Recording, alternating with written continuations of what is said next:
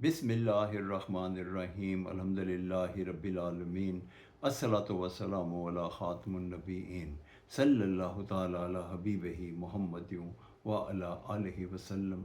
السلام علیکم ورحمۃ اللہ وبرکاتہ میرے ناظرین و سامعین۔ میری آج کی حدیث سنن ابو داؤد 2345 نمبر۔ حضرت بی بی آمنہ کے لال ابو القاسم حضرت محمد صلی اللہ علیہ وآلہ وسلم نے ارشاد فرمایا کہ کھجور مومن کی بہترین سحری ہے۔